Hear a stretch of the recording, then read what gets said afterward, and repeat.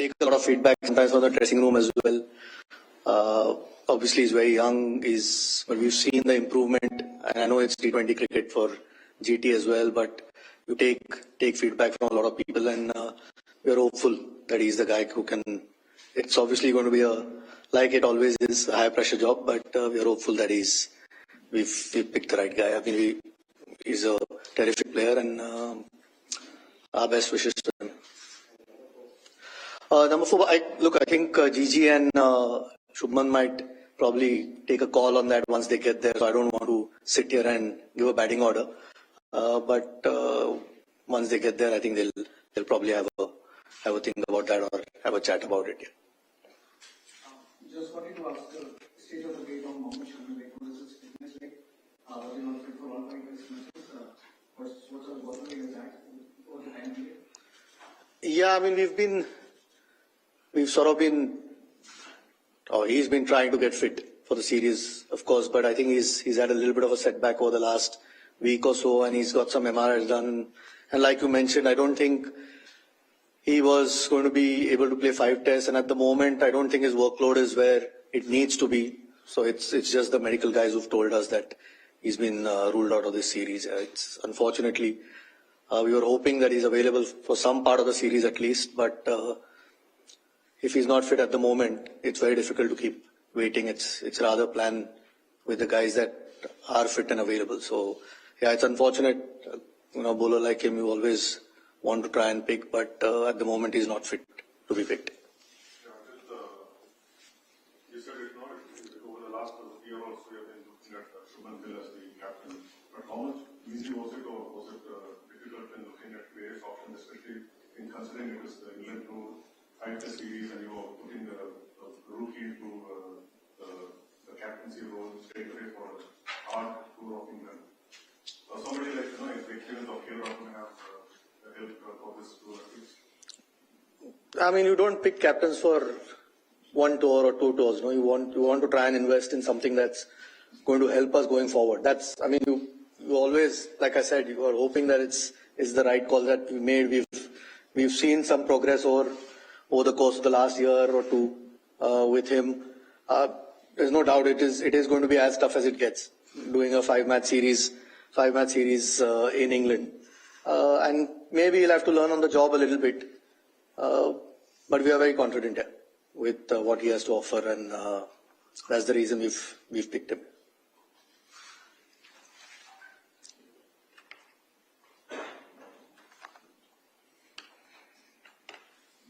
Ajay, was this the toughest selection committee for you ever since you took over as the chairman of selectors, considering the fact 2 of the legends have just retired? And did you expect that, or how was that retirement and that the kind of work they're leading? Was it so difficult to think about future and all? Could you just elaborate on that? Yeah, I mean, it's when guys like that retire, it's always going to be big holes to fill. I mean, Ashwin retired a few months back as well. So those 3 guys are stalwarts of our cricket. It's always difficult. One way of looking at it is it's an opportunity for someone else. They've left a legacy behind. I mean, obviously I've had conversations with both of them over the last couple of months. Virat obviously reached out early April and said he wants to finish. I mean, we've seen him, sort of give 200% every ball that he plays, even when he's not batting or he's in the field.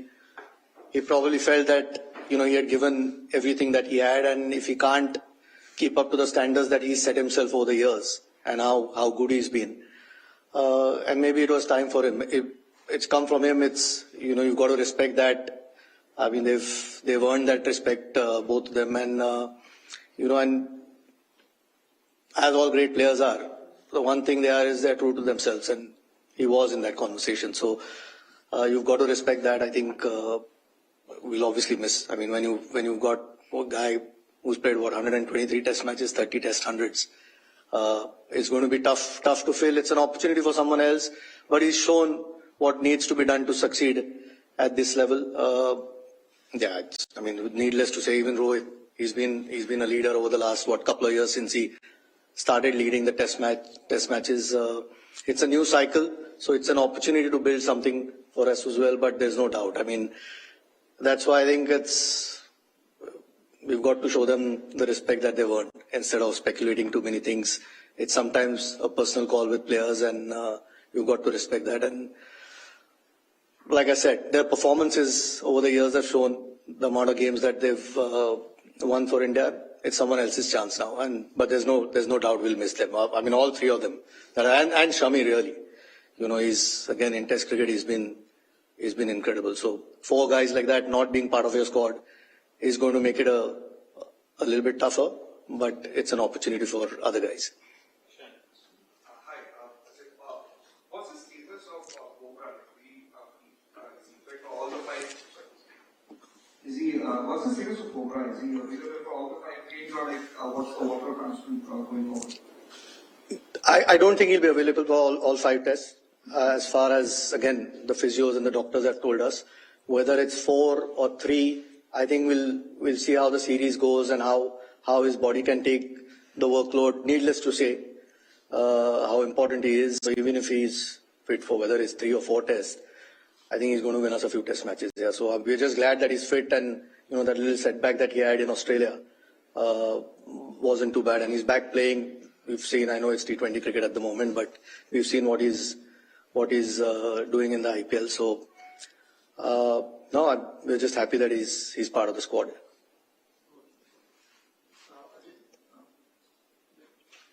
Thanks for elaborating on the ODI and domestic and putting an end to all the games. When it comes to the Arun and Rishabh, how challenging was it to actually overlook someone like, or prefer Arun over someone like Sarkaz, who was around but didn't get an opportunity in Australia? What sort of a signal does it send to the laughter players in the country? Yeah, I mean, sometimes you just have to make those decisions.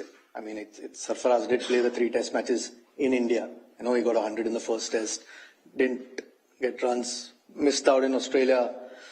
Sometimes those are decisions which the team management takes. Whether it's fair on somebody or unfair on someone, those are the choices that you make in the best interest of the team. And at the moment we felt, Karun obviously has put heaps of runs over the last couple of seasons. He's played a little bit of test cricket early in his career, has played a bit of county cricket. We feel that he's batting well enough. Also with now Virat not there, clearly lacking a little bit of experience in that batting. Jaiswal's touring for the first time to UK. I know Gill's played 1 test match. So it's basically KL and Pant who've played a series before. So we felt his experience could help. Sometimes it is always going to be unfair on somebody else, but eventually you've got to make choices.